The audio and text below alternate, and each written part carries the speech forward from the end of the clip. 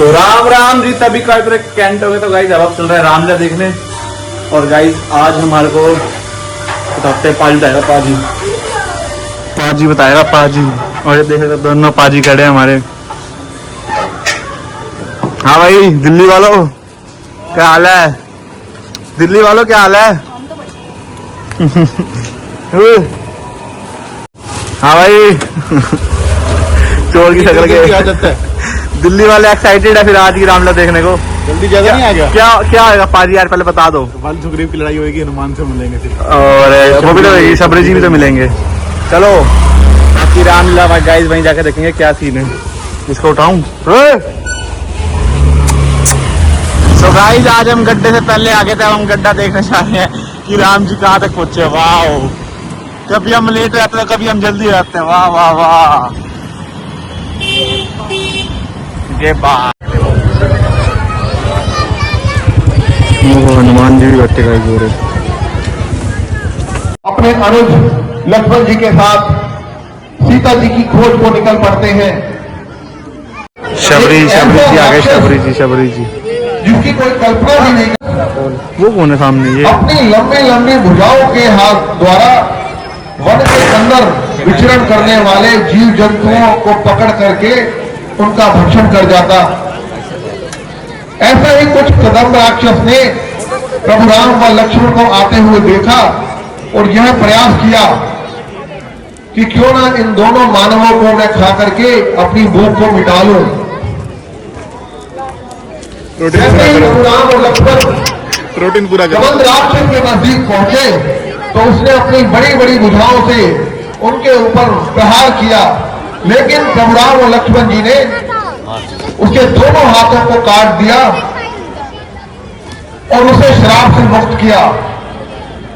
कदम्ब राक्षस ने कहा कि मैं श्रापवश इस अवस्था के अंदर था, आपके द्वारा मेरा उद्धार हो गया प्रभु, आपकी सदा ही जय हो।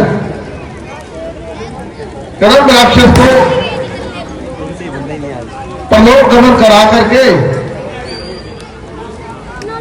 प्रभु राम वन की तरफ चल देते हैं। वन में प्रभु राम की एक परम भक्त, प्रभु राम की परम भक्त भीलनी परम तपस्वी शबरी, जो पतंग ऋषि के आश्रम में प्रभु राम के नाम की माला का नित्य प्रति प्रभु राम के आगमन की प्रतीक्षा करती है, आज उस भीलनी के भाग जागने वाले हैं। प्रभु राम उसे दर्शन देंगे।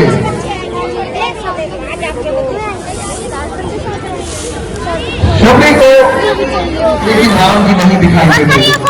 अंत काल वो समय आ गया जहां शबरी को प्रभु राम के दर्शन होंगे।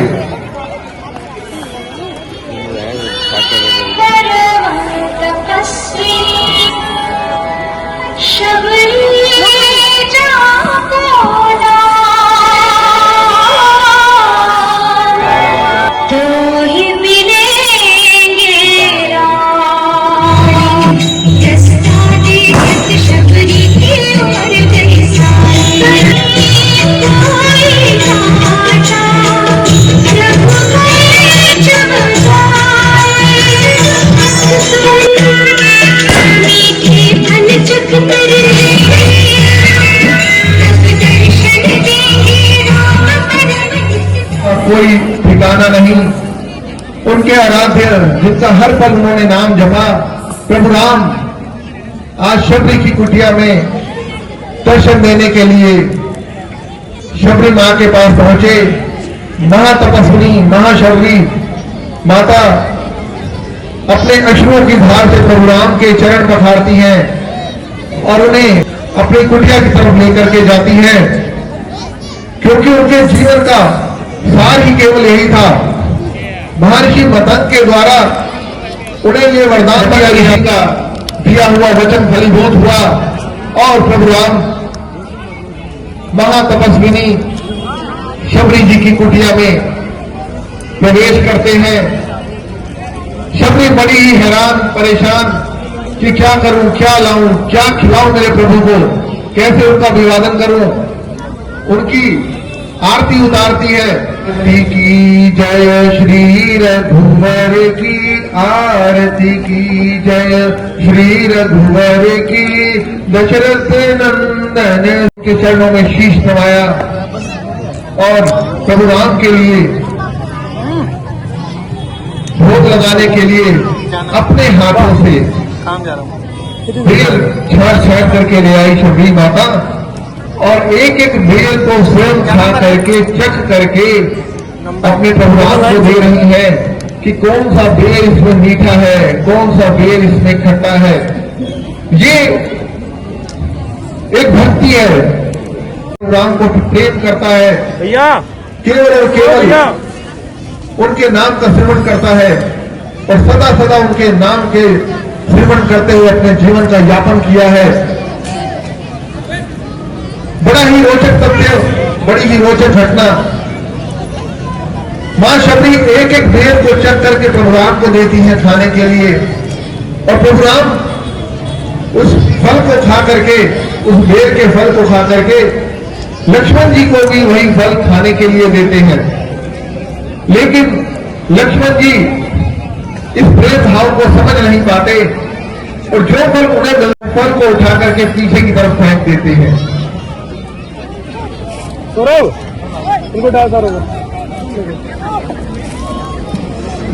ही भाव, बड़े ही प्रेम के साथ भगत अपने भगवान को भोग लगा रहे हैं। जैसा कि भोग आप सभी अपने अपने इष्ट देव को अपने घर में लगाते हैं बड़ी ही शुद्धता के साथ, उसी प्रकार पूरे भक्ति प्रेम भाव के साथ मां शबरी प्रभु राम को भोग लगाती हैं अपने द्वारा चख करके मीठे मीठे फलों का। लेकिन लक्ष्मण जी उस प्रेम भाव से विमुक्त होकर के उन फलों को फेंक देते हैं। वास्तव में ये फल नहीं थे, ये अमृत संजीवनी थी जो आने वाले समय में राम ने मां शबरी से बताया कि मैं यहां अपनी धर्म पत्नी सीता की खोज में आया हूं, कृपया करके मेरा मार्गदर्शन कीजिए। लंका नरेश रावण बलपूर्वक मेरी धर्म पत्नी का हरण करके ले गया है।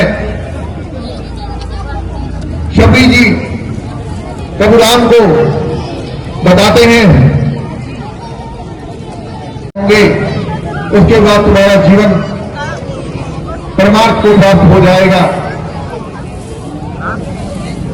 प्रभु राम के दर्शन करके प्रभु राम को सहर्ष विदाई दे करके शबरी प्रलोक के पावन धाम को हमेशा हमेशा के लिए चली जाती है। बोलिए श्री रामचंद्र महाराज की, पवन पुत्र हनुमान की।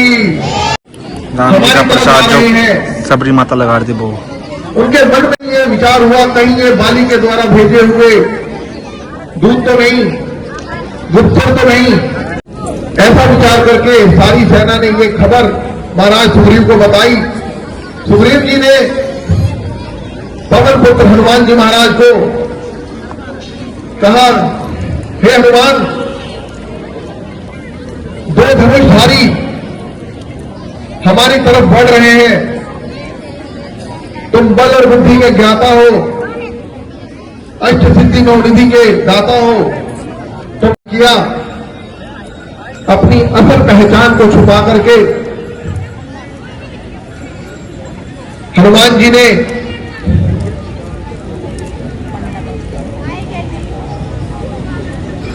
तपस्वी के रूप में, एक सन्यासी के रूप में अपने वस्त्रों का धारण करके अपनी पहचान को छुपाते हुए महाराज सुग्रीव के द्वारा जो कार्य दिया गया है उसकी पूर्ति हेतु हनुमान जी ब्रह्म का रूप धारण करके निकल पड़ते हैं महाराज सुग्रीव की आज्ञा का पालन करने के लिए।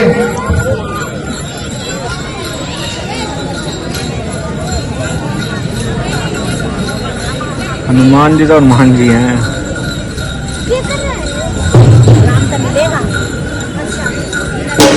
बोलिए पवन पुत्र हनुमान की।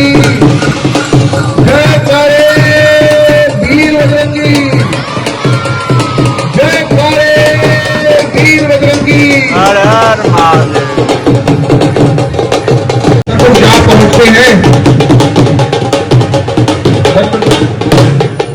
हनुमान जी महाराज प्रभु राम के सम्मुख जा पहुंचते हैं एक ब्राह्मण के वेश में, और उन्हें जाकर के प्रणाम करते हैं।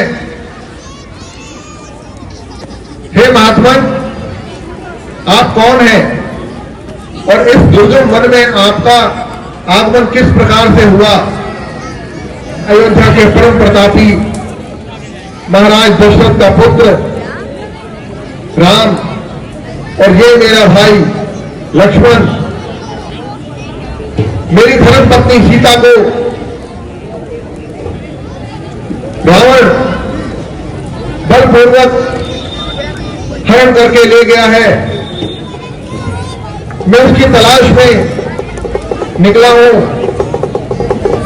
मां शबरी के द्वारा मुझे बताया गया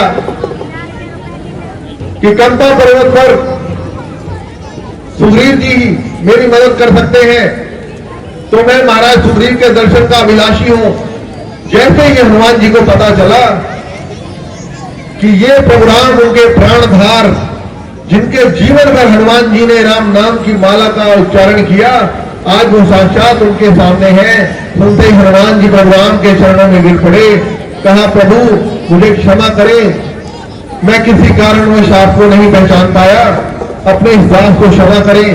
प्रभु चलिए, मैं आपको अपने साथ लेकर के चलता हूं और महाराज सुग्रीव के पास जाकर के आपकी सारी व्यथा का वृतांत उन्हें सुनाते हैं। प्रभु राम हनुमान जी के ऊपर कृपा दर्शाते हुए हनुमान जी के साथ चल पड़ते हैं। हनुमान जी महाराज वानर राज सुग्रीव के जिस गुफा में वे रहते हैं वहां लेकर के उन्हें पहुंचते हैं और दोनों को परस्पर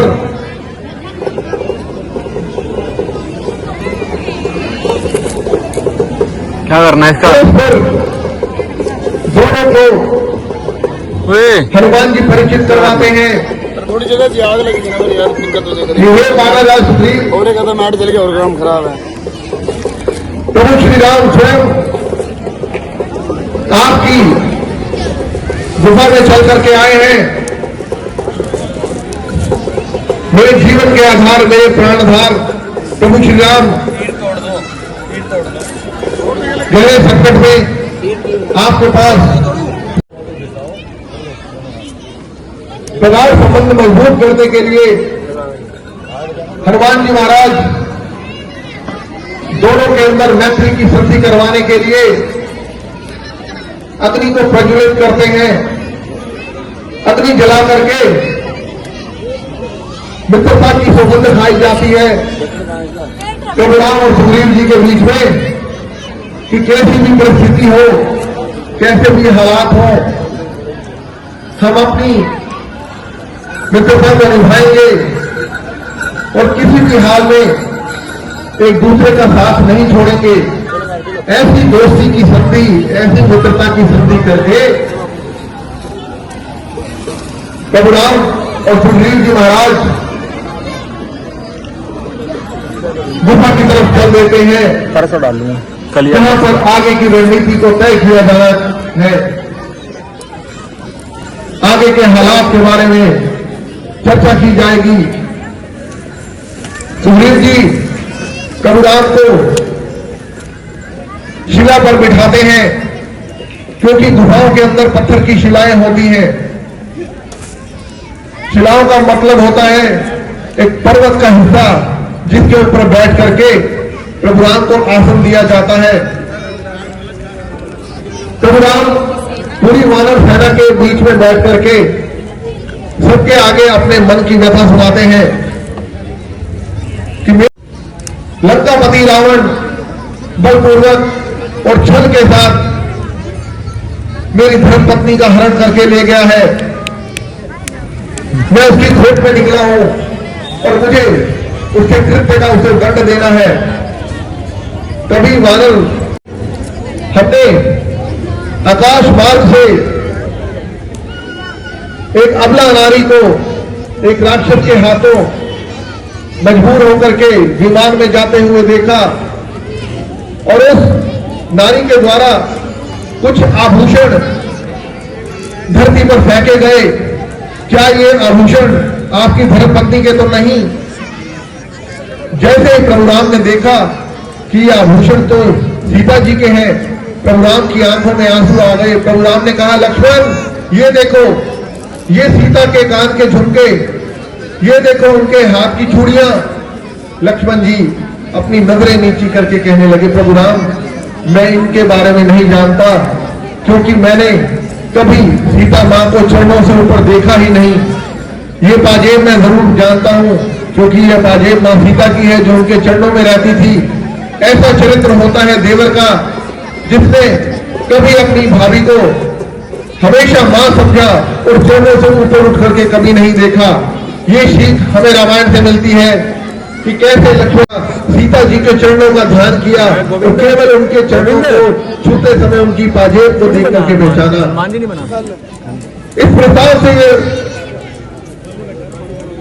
पता चलता है कि दक्षिण दिशा की तरफ सीता जी को सेना के द्वारा दिए गए आभूषणों से मिलता है। अब प्रभु राम ने कहा, महाराज सुग्रीव मुझे आपकी सहायता की आवश्यकता है, विलंब न करें, मिलकर के रणनीति बनाएं। लेकिन सुग्रीव के मन में भय था। सुग्रीव ने कहा, महाराज यदि मैं इस गुफा से बाहर निकला तो मेरा जुड़वा भाई, मेरा सगा भाई जिसका नाम बाली है, वह मेरे प्राण हर लेगा। उसके सिर पर खून सवार है, वह केवल और केवल दिन रात मुझे मारने के लिए नई नई योजनाएं बनाता है।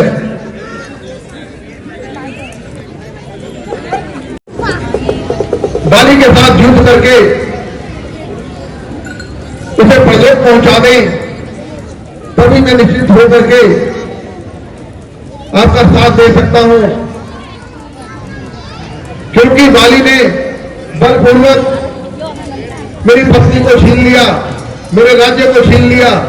आपकी और मेरी व्यथा से एक जैसी है, लेकिन बाली तभी मारा जा सकता है यदि एक ही बाण से 7 वृक्षों को आप एक साथ काट दें, तो मैं निश्चित हो जाऊंगा। सुग्रीव के सातों के सातों वृक्ष कटकर धरती पर जा गिरे।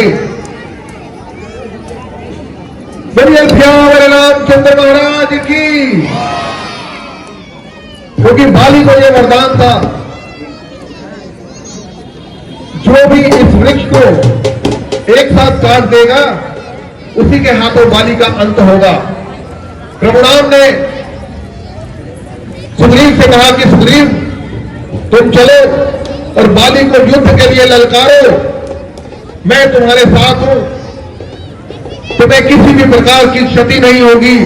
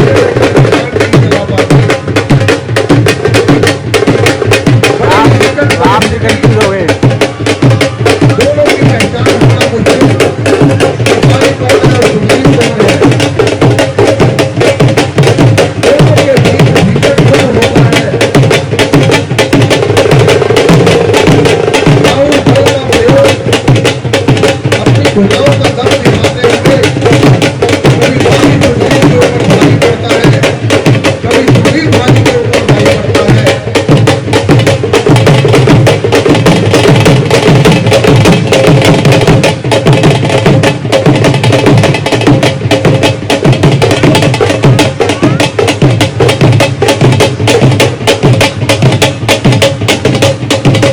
दोनों के अंदर बड़ा ही ब्रिटेन सरकार के अस्त्र शस्त्रों का इस्तेमाल करते हुए सभी तलवारों से, सभी घटाओं से दोनों भाई भीषण युद्ध करते हैं। क्योंकि सुग्रीव के साथ ये अन्याय हुआ था, बाली के द्वारा उसका राज्य छीन लिया गया, उसकी धर्मपत्नी को बंदी बना लिया गया, अपने अपमान का बदला बाली के साथ भीषण युद्ध करता है।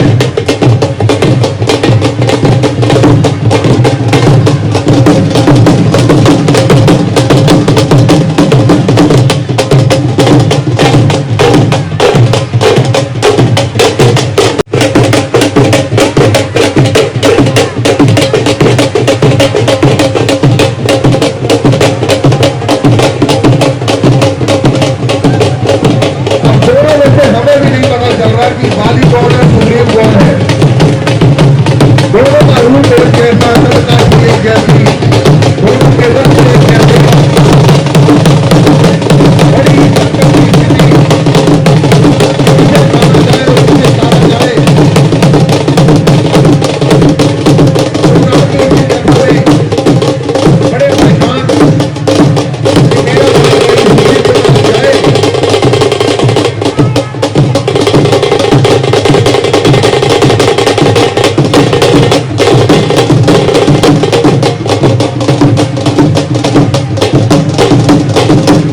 बड़ा ही भीषण युद्ध हुआ दोनों के बीच में।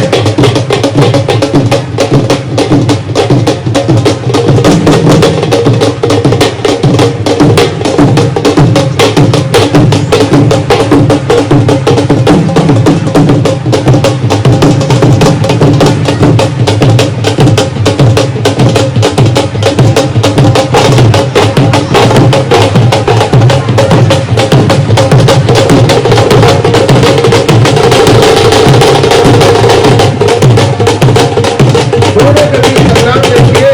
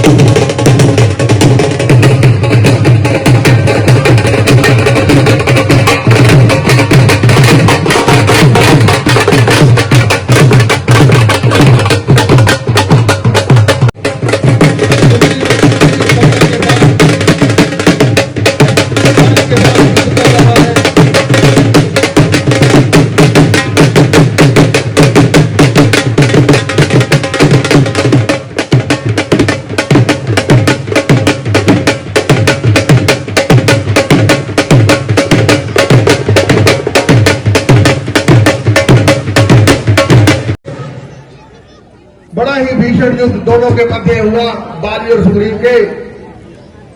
बाली के द्वारा बुरी तरह से सुग्रीव की पिटाई की गई। सुग्रीव ने करते हुए चोट खा के परशुराम तक पहुंचा। प्रभु, अच्छी मित्रता निभाई तुमने मेरी बात, ऐसी मित्रता निभानी दी तो मैं अपने गुजर में ही दिखता। मुझे झूठा वादा देकर पिटवाने के लिए तो नहीं भेज देते। परशुराम ने कहा, नहीं महाराज सुग्रीव, इसमें मेरा कोई दोष नहीं। आप दोनों भाई देखने में एक समान हो, दोनों की रंग कांति, कद काठी एक समान है। मेरे हृदय में यही असमंजस था, कहीं मेरा बाण तुम्हें ना लग जाए। मैं क्षमा चाहता हूं, मैं अपनी दोस्ती पूरी पवित्रता और वचनबद्ध होकर के हमेशा आपके साथ निभाऊंगा। आप निश्चिंत रहें और मेरा आशीर्वाद आपके साथ है। मैं आपको विजय श्री की माला पहनाता हूं, जिससे मुझे ये पहचान होगी कि जिसके गले में माला है वो सुग्रीव है। ये फूलों की माला तुम्हारे जीवन में फूलों की तरह खुशियां भर देगी। इस माला को पहन करके तुम जाओ और दोबारा युद्ध करो। सुग्रीव कहने लगा, प्रभु नहीं, मुझे यकीन नहीं है, खा के आया हूं। प्रभु राम ने कहा, नहीं, आप निश्चिंत रहिए, ये मेरा वचन है। आप पुनः जाइए और जाकर के बाली को युद्ध के लिए ललकारो, विजय तुम्हारे साथ होगी। उनसे आज्ञा मानते हैं और एक बार पुनः बाली के गुफा के बाहर पहुंच जाते हैं। जाकर के बाली को चुनौती देते हैं, बाली निकलो बाहर, बाली आओ मुझसे युद्ध करो। और फिर छुप गया गंदरा में जाकर, निकल बाहर। बाली बड़े ही क्रोध में कि अभी इसने इतनी मार खाई, फिर भी आ गया ये मार खाने के लिए।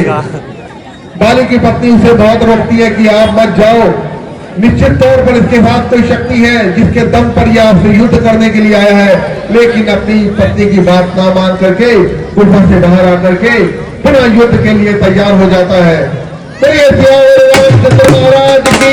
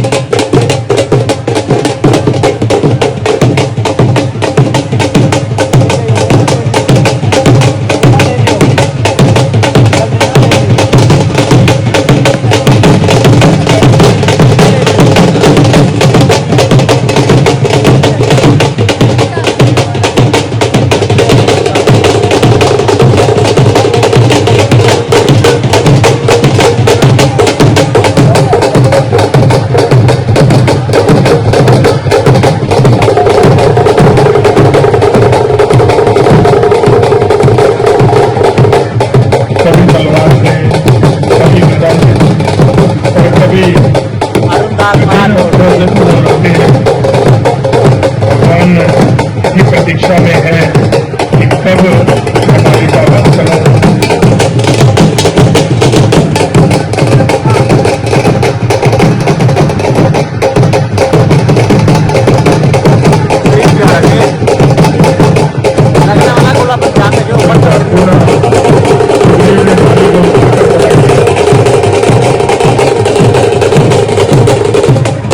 बड़ा ही भीषण संग्राम के मध्य आप देख रहे हैं कि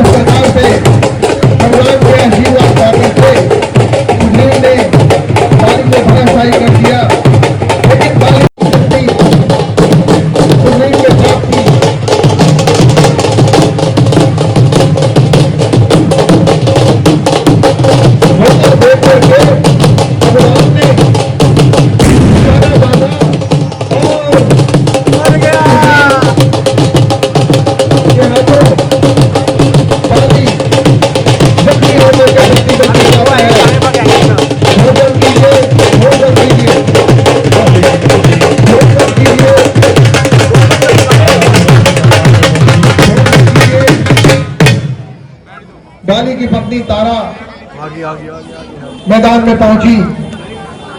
देखा कि बाली अंत समय की तरफ जा रहे हैं।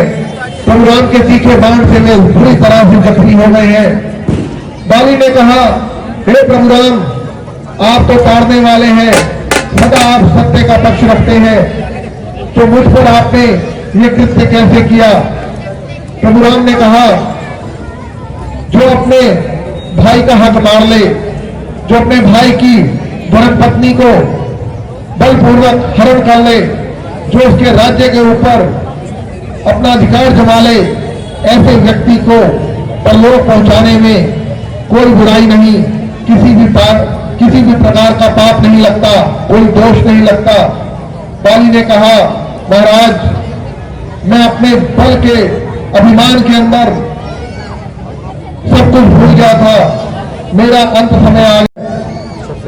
मैं अपने भाई को उसका राज्य, पत्नी और उसका पद सब कुछ वापस देता हूं। अंत समय में बाली ने अपने पुत्र युवराज अंगद को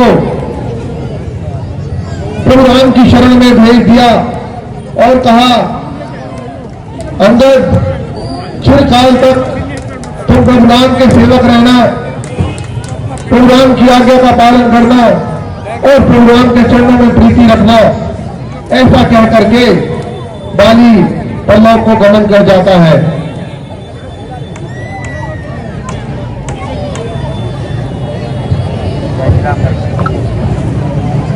बाली ने प्रभु राम से क्षमा मांगी।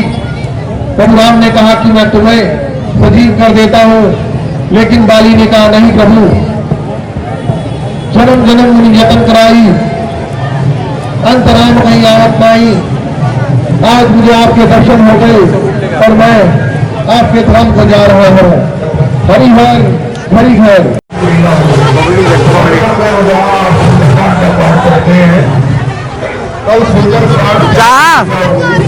तुम्हारे भाई ने भी गाइस तीर से मान लिया। अब चलाऊंगा घर जाके, दिखाइयो क्या क्या लिया है। सब कुछ ले लिया। चौक पे जाकर खाएंगे, चौक पे जाकर। छोटी नहीं है?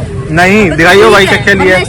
एक मुल्ला लिया, 2 तलवारें लिया और 5 और क्या लिया है? नहीं आएगा कुछ भी। मैं जब कह रहा हूँ नहीं आएगा, बाकी तीर का मान, तीर तो इन्होंने ऐसे चोरी करे हैं। चोरी करेंगे इतने सारे तीर डाले। अब मैंने 3-4 तीर एक्स्ट्रा डाले, तुमने और तीर में एक्स्ट्रा क्यों मांगे? तुम भी पागल हो। क्या हो गया? वो एक धनुष और ले लिया, देखना भूखे हो गए कतई साले। सारा कुछ ले जाओ ना, अपने घर ले उतार के सब कुछ। ये तो मैंने लिया, घर जाके चलाऊंगा मैं। सरदार जी का फुल, आज पाजी के मारे फुल जेब खाली करवा दिया भाई ने उसके। ओए मोहम्मद,